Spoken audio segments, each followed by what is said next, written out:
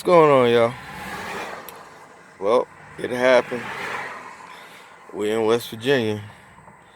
We left, and we were riding, cruising on along at a wonderful speed of about 50 miles an hour in a 65. Putting on along, we were. We were over in the slow lane, making it up the hills with the trucks and the bicycles. Yep, and then it happened. We are on the side of the road. That's where we're at right now.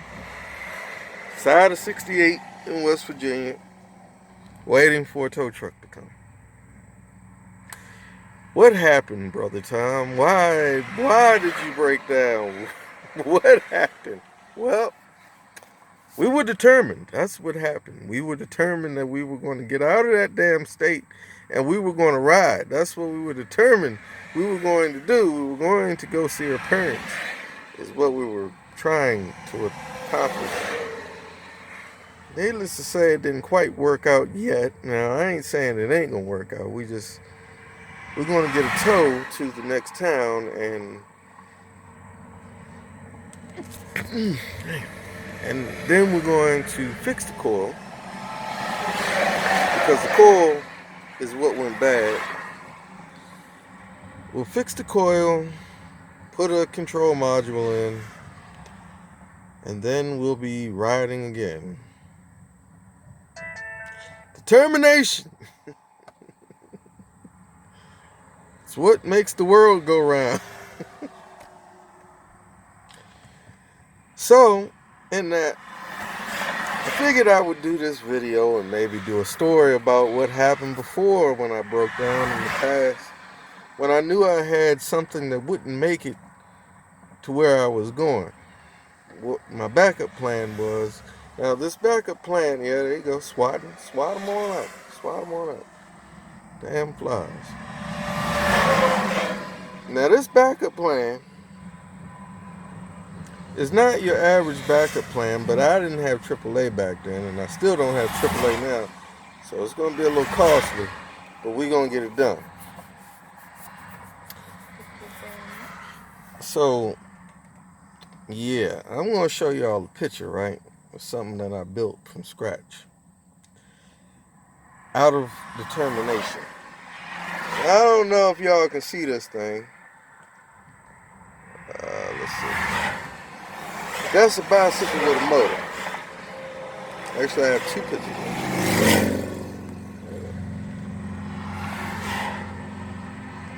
Now, I built that thing because the truck I was driving at the time was on its last leg.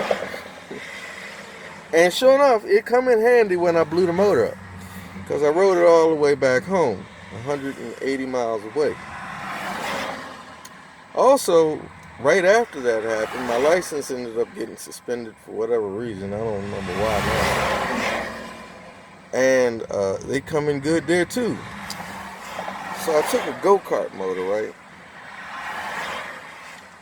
And I took it and I put it on. I went to Home Depot and bought these rails that you can buy in the hardware section, like a little steel tubing.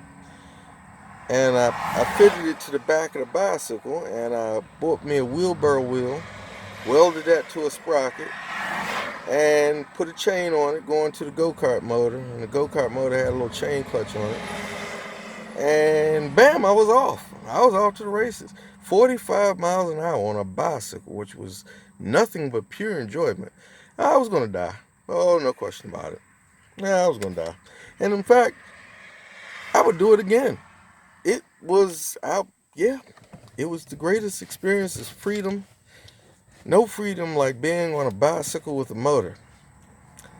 Especially when your truck blows up and you were living in your truck and you have to reduce yourself to living on a bicycle with a motor, pulling a bicycle trailer behind you with a tent.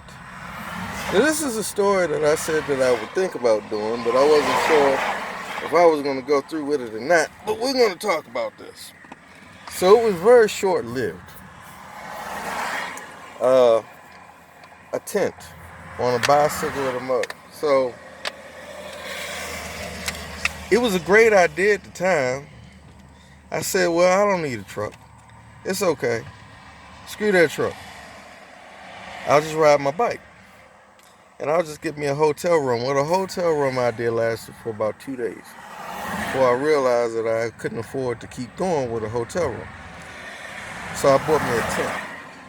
And I put it on the bicycle trailer with all my stuff, tools and all, on the little small 2 foot by 2 foot bicycle trailer, a little kiddie trailer.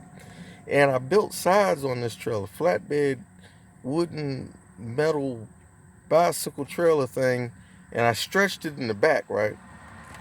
And so I was riding, I was good. I would pitch my tent in the woods, and everything was okay until it started raining.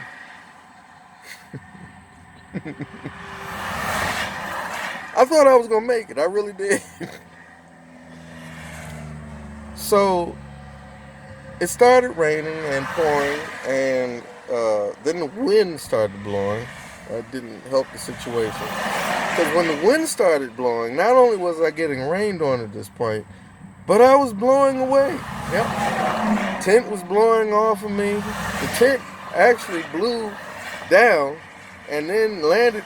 I mean, like, the way it blew down, I couldn't get out of it, so I was wrapped up in this tent hoodie thing, looking like some sort of struggling Magua or something, trying to fight myself out of the tent. And it was bad. It was really bad. It was really bad. So when I finally got out of the tent, well, actually, when the fire department came, because the tent, so I was cooking before that, and the tent, I was trying to fight the tent off of me, and I was wet. And the tent got into what was left of the coals of the grill and caught on fire. So I was stumbling out into the street with something else on fire. It's just luckily, even though I was inside of the tent, there was enough tent there to burn my way out. So by the time the fire department came to come get me out of the struggling, wet, burning tent, it was a mess. Make no mistake about it, it was a mess. I had come to the conclusion that being a bicycle nomad, it might work for some, but it wasn't going to work for me. I cannot do tents. I don't do tents. I haven't done tents anymore to this day. In fact, she was talking about getting a campsite with a tent. I ain't staying in no tent. Tents ain't made for me. I almost died in a tent trying to fight a tornado with fire and brimstone. I'm not getting in no more tents ever. And that's the story about being a bicycle nomad. If you see any bicycle nomads, please respect them. They deserve it. They really deserve it. They go through a lot. Windstorms, tornadoes, fires. If they in a tent, if you are a tent nomad, I love you. I'm your biggest admirer, because there's no way in hell I'm putting myself in any more tents. You hear me? But anyway, I tried being a bicycle nomad. It lasted for about a week and a half, almost 2 weeks. And then I immediately went and found a way to make some money and bought a car. That's another story for another time. Just wanted to let y'all know what was going on. We're going to be here for a while. But when I do get to the parts store, I plan on making another video about fixing the coil when you're broke down anywhere. there's no way to test the coil before you actually go. The only way to figure out that it's the coil is to check the spark on the thing. But it wasn't showing no signs of no weak spark the last I looked, so I didn't think it was the coil. I actually thought something else was wrong with this thing. But it's gone, it's shot, ain't no question about that. So anyway, I'll talk to y'all later. If you like this video, go ahead, like, subscribe. If you want to get in contact with me for any reason, somewhere down here, down there, somewhere down there, yeah, is my email address. And if you want to donate to my misguided adventures and help get me unstranded from the side of the road, yeah. Anyway, and I also have one more thing to say. Special thanks to people who donate.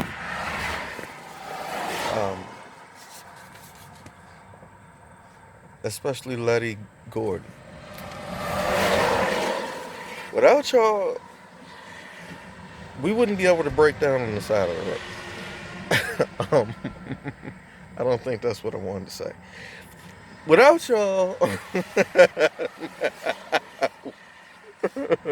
it would be hard to break down on the side of the road without y'all. And yeah, I really appreciate it. There's no question about it. I more than you ever know. And special shout out to all the new subs. And yeah, I hope y'all can even hear this video. Traffic is whizzing by, and we're just kind of sitting here. So I will holler at y'all later and stuff of that nature.